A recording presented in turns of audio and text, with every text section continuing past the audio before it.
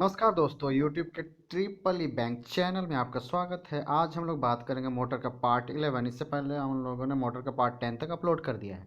अगर आपने पूरा कंटिन्यू सीरीज़ नहीं देखा है तो सबसे पहले वो पूरा सीरीज़ देखें। आप यकीन मानिए, आप पूरा सीरीज़ देखने के बाद आपका मोटर का एक भी सवाल छूटने वाला नहीं है, ये मेरा वादा है। तो आज हम लोग बात करेंगे पार्ट 11 के बारे में। तो चलिए स्टार्ट करते हैं। तो आज का हमारा पहला सवाल है, when a mechanical load is put on a motor the electrical power input to motor automatically change to match it. मतलब जो बोल रहा है कि जब हम लोग मैकेनिकल लोड पुट करते हैं मोटर में, मतलब मोटर में मैकेनिकल लोड देते हैं, तो इलेक्ट्रिकल पावर खुद चेंज हो जाता है मोटर के लोड को मैच करने के लिए। मतलब जैसे हम लोग मान लीजिए 1 HP का मोटर है, ठीक, हम लोग उस पर लोड दिए हुए हैं 746 वाट। 1 HP मतलब होता है हम लोग उसमें 700 लोड दिए हुए हैं, तो मोटर रन कर रहा था। अब मान लीजिए हम लोग उस पर लोड दे दिए 746 वाट, तो मोटर क्या करेगा ना, इनपुट से 746 वाट लेगा, ठीक। तो मोटर ऑटोमेटिकली चेंज करेगा। पहले वो 700 वाट ले रहा था, लेकिन जैसे हम लोगों ने लोड बढ़ाया तो वो 746 वाट लेने लगा, क्योंकि हम लोगों ने 746 वाट का लोड बाद में लगा दिया। तो मोटर खुद ब खुद इनपुट से पावर को लिया। तो वही बोल रहा है कि मोटर खुद ब खुद लेगा या नहीं लेगा, ऑटोमेटिकली लेगा या नहीं लेगा। तो मोटर लेगा, खुद ब खुद लेगा, ठीक ना। तो 237 का हो जाएगा यस। तो हमारा 237 नंबर जो है इसका आंसर हो जाएगा यस। अब देखिए 238 नंबर सवाल क्या पूछ रहा है, the speed of DC motor can be changed by field control method only. Only लगा दिया, यहाँ गलत हो जाएगा, क्योंकि हम लोग डीसी मोटर का स्पीड जो कंट्रोल करते हैं, देखिए हम लोग फॉर्मूला जानते थे, एन फाई जो हमारा था V - IA RA। देखिए इस, चलिए ये फॉर्मूला देख लेते हैं।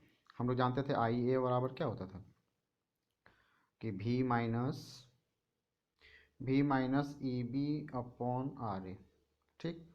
अगर हम लोग देखिए यहाँ से स्पीड का फॉर्मूला कैसे लाएंगे, तो देखिए EB बराबर हम लोग जानते हैं क्या होता है, हम लोग जानते हैं EB बराबर होता है N फाई, प्रोपोर्शनल होता है N फाई का, ठीक। तो यहाँ अगर हम लोग N फाई पुट करेंगे और इसको इधर ले आएंगे, देखिए तो क्या हो जाएगा, IA RA -V होगा -EB। तो अगर हम लोग -EB माइनस को कट करेंगे तो यहाँ माइनस आ जाएगा, यहाँ प्लस हो जाएगा। तो हमारा फॉर्मूला आ जाएगा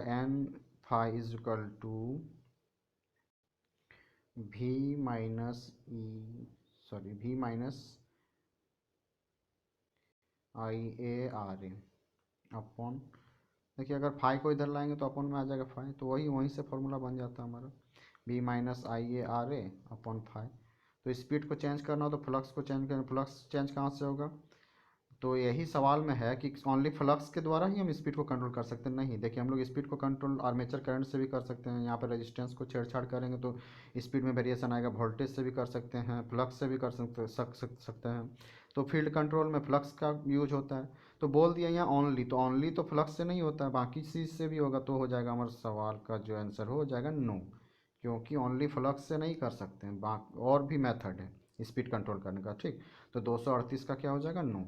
अब देखिए 239 नंबर सवाल क्या है, 239 का सवाल पूछ रहा हमसे कि field control method is also applicable to dash motor.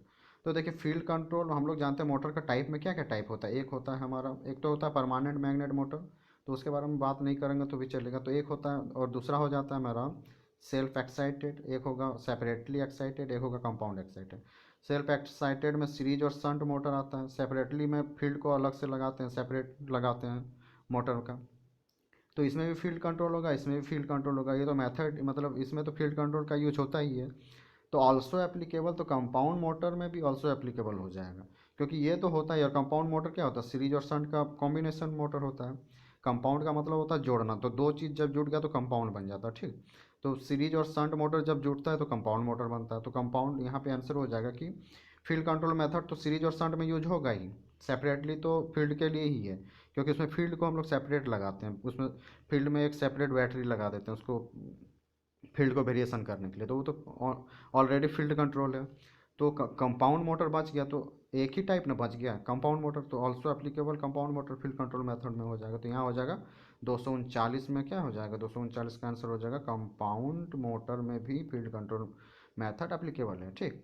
अब देखिए 240 नंबर सवाल क्या है, field control method provide relatively smooth and stepless control of speed. बोल रहा है कि फील्ड कंट्रोल मेथड जो हमारा है वो हमें स्मूथ और stepless control speed control provide करेगा। तो यस करेगा। स्मूथ स्पीड ऑपरेशन करवाना हो या स्टेपलेस कंट्रोल स्पीड का करना हो तो हम लोग फील्ड कंट्रोल मेथड जो है वो सूटेबल है, ठीक ना। तो वही पूछ रहा होगा कि नहीं होगा, तो 240 का भी हो जाएगा यस, स्मूथ ऑपरेशन करवा सकता है फील्ड कंट्रोल मेथड। अब देखिए 241 का क्या पूछ रहा है, in a series motor variation of flux can be 241 in a series motor variation of flux can be brought about the armature diverter only. बोल रहा है जो सीरीज मोटर है उसमें हम लोग फ्लक्स का अगर वेरिएशन करेंगे तो ओनली आर्मेचर जो है, तो ओनली आर्मेचर को डाइव आर्मेचर में कुछ भी लगा के उसमें डाइवर्ट करेंगे करंट को, तो क्या हम लोग हमारा जो है फ्लक्स का वेरिएशन होगा सिर्फ आर्मेचर में डाइवर्ट करने से? तो नहीं, फील्ड में भी देखिए सीरीज मोटर में क्या होता है, शंट वाइंडिंग और सीरीज वाइंडिंग दोनों एक साथ रहता है। तो इसमें हम लोग बोल रहा है कि खाली आर्मेचर वाइंडिंग में कुछ वेरिएशन या डाइवर्ट करेंगे तो हमारा फ्लक्स कंट्रोल होगा, नहीं आर्मेचर से भी सॉरी फील्ड से भी होगा। तो यहाँ ओनली लगा दिया इसलिए ये हो जाएगा रॉन्ग। तो हमारा 241 का आंसर हो जाएगा नो, क्योंकि वो दोनों से कर सकते हैं फ्लक्स का वेरिएशन, ठीक। अब देखिए 242 नंबर क्या बोल रहा है, in paralleling operation sorry in paralleling field coil method of speed control several speed can be obtained by regrouping the field coil. बोल रहा है कि जो हमारा फील्ड कॉयल है उसका हम लोग अगर पैरेलल करेंगे, फील्ड कॉयल का मान लीजिए पैरेलल में फील्ड कॉयल लगाते जाएंगे और उसमें अगर मतलब वेरिएशन करेंगे हम लोग स्पीड कंट्रोल के लिए, क्या करना है वेरिएशन ही करना होगा फील्ड करंट में। तो बोल रहा है कि बहुत सारा स्पीड हमको प्राप्त हो सकता है अगर हम लोग इसको ग्रुपिंग में करेंगे, ग्रुप क्योंकि बहुत सारा लगाएंगे तो ग्रुप ही बनेगा ना। तो अगर हम लोग फील्ड कॉयल का ग्रुपिंग करेंगे उसको पैरेलल में लगा लगा के तो बहुत सारा स्पीड हमको मिल सकता है, मतलब डिफरेंट डिफरेंट स्पीड अगर हमको चाहिए तो क्या वो मिल सकता है, तो हो जाएगा यस। तो 242 का हो जाएगा हमारा यस।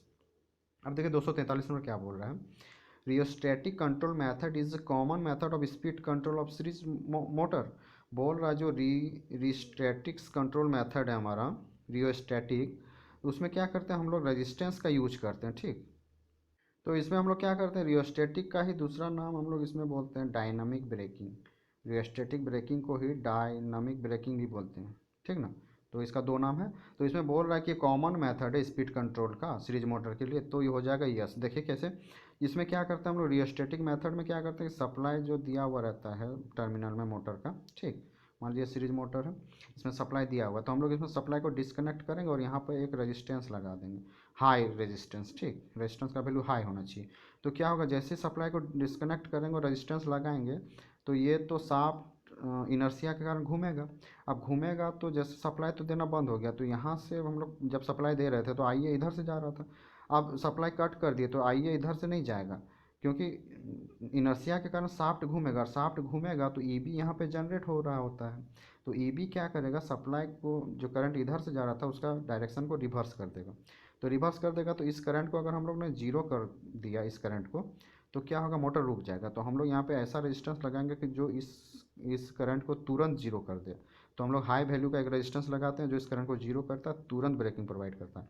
तो ये कॉमन मेथड है स्पीड कंट्रोल का, क्योंकि इसमें कॉमन मेथड इसलिए है क्योंकि रेजिस्टेंस हमारे लिए कभी भी यूजफुल नहीं होता है, हमें हीट प्रोड्यूस करेगा। मशीन बना हुआ है तो उसमें हीट प्रोड्यूस होगा तो हमारे लिए तो एफिशिएंसी घटेगा ही, क्योंकि हीटिंग प्रॉब्लम से ही एफिशिएंसी घटता है, ये गांठ बांध कर रख लीजिए।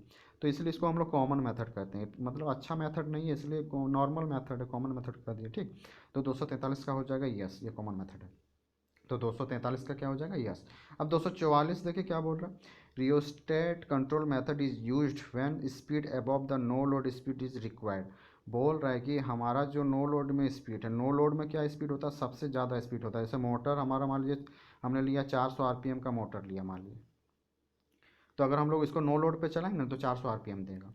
तो मैक्सिमम स्पीड हम लोग को नो लोड पे ही मिलता है जब हम लोग लोड नहीं लगाए हैं साफ्ट में, क्योंकि साफ्ट में ही तो लोड लगाते हैं। जैसे आटा का चक्की लगाना तो लगा दिए साफ्ट में, अब आटा पीसना चालू कर देगा।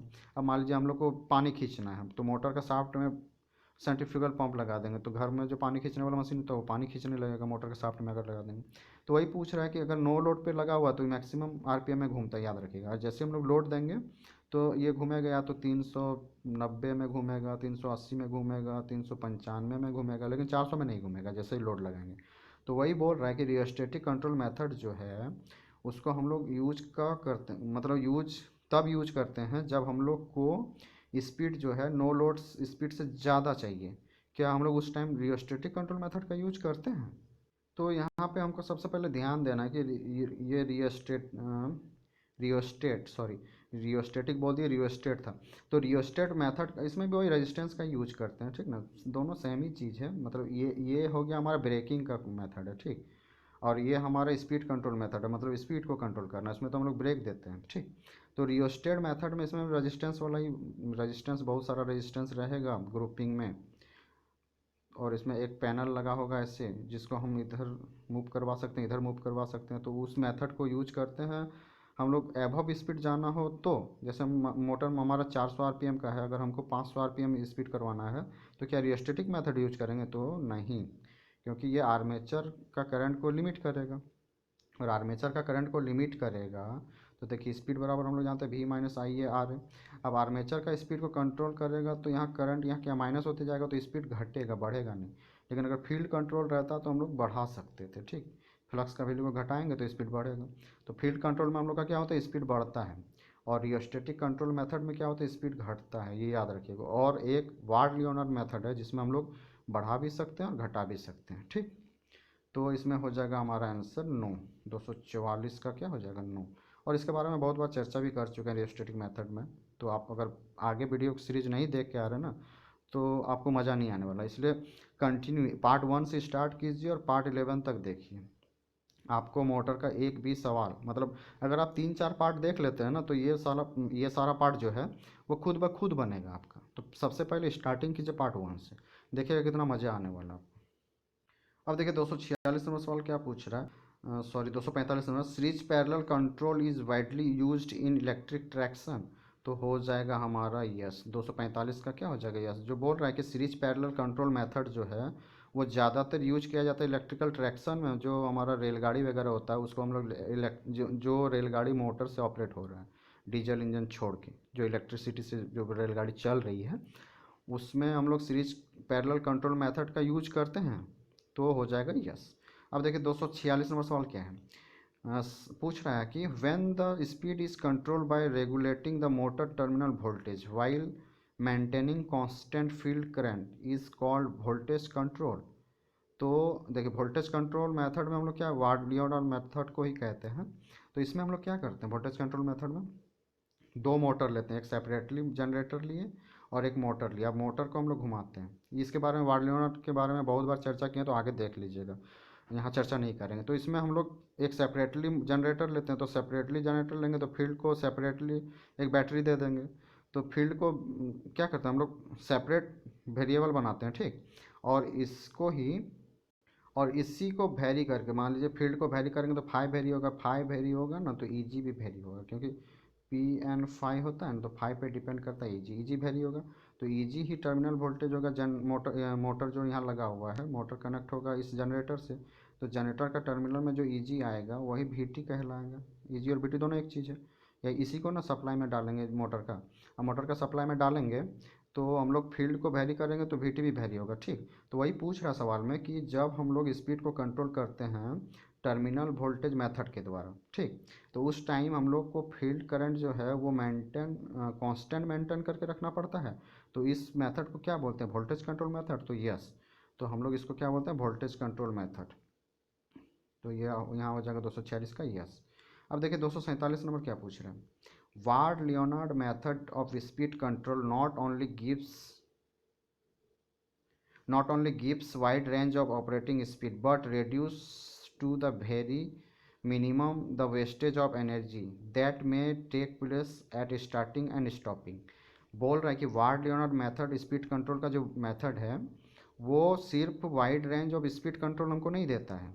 वार्ड लियोनार्ड मेथड में क्या होता है कि स्पीड को हम बढ़ा भी सकते हैं रेटेड स्पीड से, मान लीजिए 400 आरपीएम का मोटर है तो हम लोग 500 भी कर सकते हैं।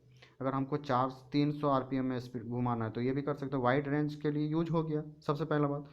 और तो बोल रहा है कि ये वाइड रेंज का तो काम करता ही है स्पीड कंट्रोल के लिए। और ये क्या करता है, जो स्टार्टिंग और स्टॉप करना होता है मोटर को, उस टाइम पे जो एनर्जी का वेस्टेज होता है उसको भी कम करता है।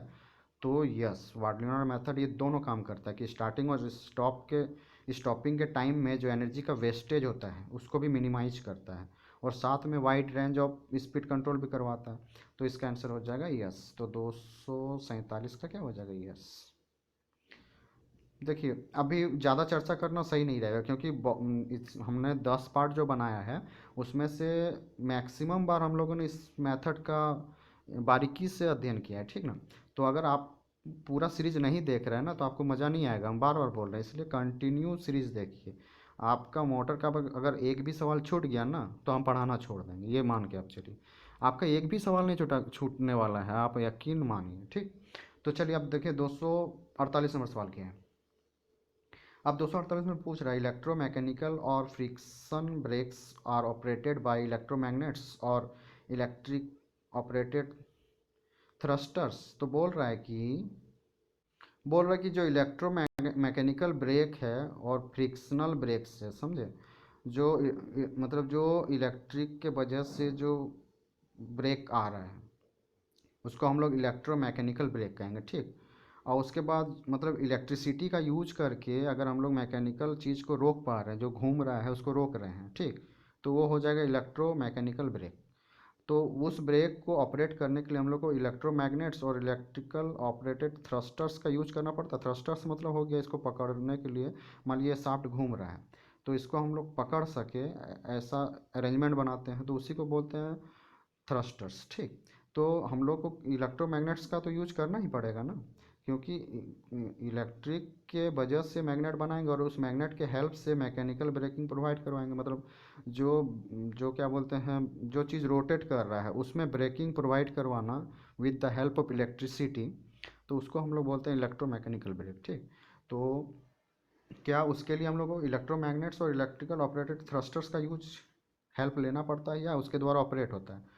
तो हाँ, उसी के द्वारा ऑपरेट होता है। इलेक्ट्रोमैकेनिकल ब्रेक को प्रोवाइड कर अगर हम लोग को देना है तो हम लोग को इलेक्ट्रोमैग्नेट्स लेना पड़ेगा, नहीं तो इलेक्ट्रिक ऑपरेट थ्रस्टर्स लेना पड़ेगा, ठीक। तो आंसर हो जाएगा यस, 248 का आंसर हो जाएगा यस। अब देखिए 249 नंबर सवाल क्या पूछ रहा है। In rheostatic braking the connection to the armature terminal are reversed that motors tends to run in opposite direction. बोल रहा है कि रियोस्टेटिक ब्रेकिंग जो हमारा होता है उसमें हम लोग जो टर्मिनल का कनेक्शन होता है उसको हम लोग रिवर्स कर देते हैं। तो that motor stands to run in opposite direction. तो हम लोग इसके बारे में बहुत बार पढ़ चुके हैं। रियोस्टेटिक ब्रेकिंग में हम लोग क्या करते हैं कि टर्मिनल वोल्टेज जो है हमारा, तो टर्मिनल वोल्टेज जो है हमारा रियोस्टेटिक ब्रेकिंग में हम लोग क्या करते हैं, टर्मिनल वोल्टेज को डिस्कनेक्ट करते हैं जो वोल्टेज लगा रहता है, और यहाँ पर रेजिस्टेंस लगा देते हैं। तो हमको बोल रहा है कि अगर रियोस्टेटिक ब्रेकिंग में हम लोग टर्मिनल वोल्टेज को अगर अपोजिट कर देंगे, मान लीजिए प्लस माइनस था तो हम लोग इसको रिवर्स कर देंगे माइनस प्लस, ठीक। तो बोल रहा है कि जो आर्मेचर है हमारा, armature terminal are reversed then the motor. तो जो हमारा मोटर है तो वो क्या अपोजिट डायरेक्शन में घूमने का कोशिश करेगा? तो यस करेगा। इसीलिए तो इसके बाद हम लोग का कौन सा ब्रेकिंग आ जाता है, प्लगिंग। प्लगिंग में क्या करते हैं हम लोग, टर्मिनल वोल्टेज को रिवर्स कर देते हैं। रिवर्स करते हैं तो क्या होता है, मोटर अपोजिट इस डायरेक्शन में मान लीजिए घूम रहा था तो मोटर अपोजिट डायरेक्शन में घूमने की कोशिश करता है। जैसे जीरो पे आता है तो हम लोग सप्लाई को डिस्कनेक्ट कर देते हैं, तो उसको वो हो जाता है प्लगिंग ब्रेकिंग। तो बोल रहा है कि रियोस्टेटिक ब्रेकिंग में अगर हम लोग टर्मिनल वोल्टेज को रिवर्स करेंगे तो मोटर के अपोजिट डायरेक्शन में घूमने का कोशिश करेगा। तो ऑब्वियसली बात है, घूमने का कोशिश तो करेगा ही, क्योंकि प्लगिंग में क्या किया, वही ना, यही मेथड अपनाए प्लगिंग में, लेकिन उसको प्लगिंग बोले। तो हमको पूछ रहा है कि अगर हम लोग रियोस्टेटिक में भी ऐसा करने की कोशिश करेंगे तो पूछ रहा है कि क्या अपोजिट घूमने का कोशिश करेगा? तो हाँ करेगा। तो आंसर हो जाएगा यस। तो 239 का हो जाएगा यस, ठीक। सॉरी 249 है, ठीक ना, 249 का हो जाएगा यस। देखिए 250 नंबर सवाल की पूछ रहा है कि as compare to rheostatic braking gives dash gives better braking torque. तो देखिए हमारा ब्रेकिंग में क्या क्या आता है, एक आता है हमारा कोस्टिंग, ठीक। दूसरा आ जाएगा हमारा मैकेनिकल ब्रेकिंग, तीसरा आ जाएगा हमारा प्लगिंग या रियोस्टेटिक ब्रेकिंग, सॉरी प्लगिंग बोल रहे हैं, डायनामिक ब्रेकिंग या रियोस्टेटिक ब्रेकिंग, और चौथा आ जाएगा प्लगिंग, और पांचवा आएगा रीजनरेटिव। तो रीजनरेटिव में तो हम लोग मोटर को स्टॉप नहीं करते हैं, मोटर को अपोजिट डायरेक्शन में, मोटर को जनरेटर में कन्वर्ट कर देते हैं, ठीक। लेकिन कोस्टिंग में उतना अच्छा हमको ब्रेकिंग नहीं मिलता। मैकेनिकल ब्रेकिंग में क्या होता है, हीट प्रोड्यूस होता है, इससे शाफ्ट गर्म हो जाता है और टूटने का डर रहता है, तो उतना बेस्ट नहीं है। डायनेमिक ब्रेकिंग में रेजिस्टेंस लगाते हैं, जिसके कारण से लॉस का प्रॉब्लम बहुत ज़्यादा रहता है, हीट प्रॉब्लम आ जाता है। रेजिस्टेंस लगा रहे हैं तो हीट प्रोड्यूस होगा। अब एक हमारा बच गया प्लगिंग। तो प्लगिंग ही एक ऐसा मेथड है जो अगर हम लोग रियोस्टेटिक ब्रेकिंग से उसको कंपेयर करेंगे ना, तो वो बेस्ट मेथड होगा, ठीक, और बेटर टॉर्क प्रोवाइड करेगा ब्रेकिंग का। तो हमारा यहाँ हो जाएगा 250 का क्या, प्लगिंग, क्योंकि प्लगिंग ही अच्छा मेथड है, बेटर, अगर हमको ब्रेकिंग टॉर्क चाहिए as compare to rheostatic braking. तो 250 का हो जाएगा प्लगिंग, ठीक। अब देखिए 251 नंबर क्या है। तो 251 नंबर सवाल पूछ रहा है, regenerative braking method is used when the load on the motor has overruling characteristic as in the lowering as is the lowering of the cage of hoist और downgrade motion of the electric traction. बोल रहा है regenerative braking का method का use हम लोग वहाँ करते हैं जब हमारा लोड ओवरहोलिंग करेक्टरिस्टिक्स का हो, या जो हमारा होइस्ट है, क्रैन होइस्ट जो पिंजरा नुमा संरचना होता है, उसका केज को जब हम लोग लोअर करेंगे, या जब ट्रेन, मान लीजिए ट्रेन है, ये जब डाउन ग्रेड में चलेगा, जैसे ये ट्रेन है, ठीक, सॉरी, ये मान लीजिए रास्ता है, ये रास्ता है, तो यहाँ पे मान लीजिए डाउन डाउन आ गया, तो अब ट्रेन यहाँ पे चल रही थी, तो डाउन आएगा तो क्या होगा, तो ट्रेन का स्पीड जो है ज़्यादा हो जाएगा। तो इस टाइम पे क्या होता है ना, जो बैक ईएमएफ होता है वो टर्मिनल वोल्टेज से ज़्यादा हो जाता है। देखिए जनरेटर मोटर में क्या होता है, यहाँ पे जब हम लोग वोल्टेज, टर्मिनल वोल्टेज दिए ना, सप्लाई दिए, तो यहाँ पे बैक ईएमएफ जनरेट होता है। तो ये बैक ईएमएफ टर्मिनल वोल्टेज से छोटा होता है, जिस कारण से ये मोटर जैसा वर्क करता है। लेकिन अगर बैक ईएमएफ को बढ़ा देंगे ना, तो टर्मिनल वोल्टेज छोटा हो जाए, यदि अगर बैक ईएमएफ का वैल्यू वीटी से ज़्यादा हो जाए, तो करंट इधर से जा रहा था तो इसका डायरेक्शन अपोजिट हो जाएगा। तो इस टाइम क्या होगा ना, मोटर जनरेटर में कन्वर्ट हो जाता है। तो इसी को हम लोग रीजनरेटिव ब्रेकिंग बोलते हैं, ठीक। तो रीजनरेटिव ब्रेकिंग का यूज यहाँ पे क्या होगा, जब हमारा ट्रेन इस यहाँ पे चल रहा होगा, तो यहाँ पे फ्लैट है, तो ट्रेन का ईबी वीटी जो हमें बड़ा रहेगा ईबी से, ठीक। लेकिन जब ट्रेन यहाँ पे डाउन में आएगा, मान लीजिए डाउन से उतर रहा हो, तो उस टाइम पे क्या होगा ना, स्पीड बढ़ जाएगा, स्पीड बढ़ेगा तो EB directly proportional N phi होता है। अब स्पीड बढ़ गया तो ईबी बढ़ जाएगा, ईबी बढ़ेगा ना, तो वीटी, ईबी का वैल्यू इतना ज़्यादा हो जाएगा कि वो वीटी से बड़ा हो जाएगा, वीटी से बड़ा हो जाएगा। तो यहाँ पे क्या हो जाएगा, रीजनरेटिव ब्रेकिंग में कन्वर्ट हो जाएगा, क्योंकि रीजनरेटिव ब्रेकिंग में क्या होता है, मोटर जनरेटर में कन्वर्ट होता है। तो ईबी बड़ा हो गया, तो ईबी बड़ा हो गया, वीटी छोटा हो गया, तो करंट का डायरेक्शन इधर हो गया। पहले मोटर में क्या था, इधर से सप्लाई दे रहे थे, तो करंट का डायरेक्शन इधर था, लेकिन जैसे ही ईबी बड़ा हुआ तो करंट का डायरेक्शन इधर हो गया, तो मोटर जनरेटर में कन्वर्ट हो गया। तो ये हो गया हमारा रीजनरेटिव ब्रेकिंग। तो इसमें हम लोग का यूज होता है, मतलब जब डाउनग्रेड में मोशन कर रहा होता है इलेक्ट्रिक ट्रेन, तो इस टाइम पे रीजनरेटिव ब्रेकिंग का यूज होता है। तो ये हमारा हो जाएगा यस। तो 251 का वही पूछ रहा है कि जब होइस्ट का केज को हम लोग लोअर करेंगे, तो उस टाइम भी ईबी बड़ा हो जाएगा, क्योंकि स्पीड बढ़ जाएगा। अब जब डाउनग्रेड में इलेक्ट्रिक ट्रेन चलेगा, मोशन उसका ज़्यादा हो जाएगा, मतलब जब ढलान से उतरेगा तो मोशन ज़्यादा हो जाएगा, मोशन ज़्यादा होगा तो ईबी बड़ा हो जाएगा वीटी से, और वीटी से बड़ा होगा तो वही हो जाता है हमारा रीजनरेटिव ब्रेकिंग। मतलब जैसे मोटर जनरेटर में कन्वर्ट हुआ ना, तो रीजनरेटिव ब्रेकिंग कहला जाएगा, याद रखिएगा। तो 251 का हो गया हमारा यस। अब 252 नंबर देखिए क्या बोल रहा है। तो जो हमारा देखिए, अब 252 नंबर में पूछ रहा है कि आउट एफिशिएंसी बराबर ये फार्मूला होता है, तो ये हो जाएगा नो, क्योंकि एफिशिएंसी का फार्मूला होता है, एफिशिएंसी बराबर क्या होता है, आउटपुट अपॉन इनपुट, और इनपुट क्या होता है, आउटपुट अपॉन इनपुट होता है आउटपुट प्लस लॉस। तो क्या ये फार्मूला दिया है, नहीं, तो आंसर क्या हो जाएगा, आंसर हो जाएगा हमारा नो। तो 252 का हो जाएगा नो। देखिए 253 नंबर सवाल क्या पूछ रहा था, electrical loss are supply from the electrical power generated by और delivered to the machine as in case में बी।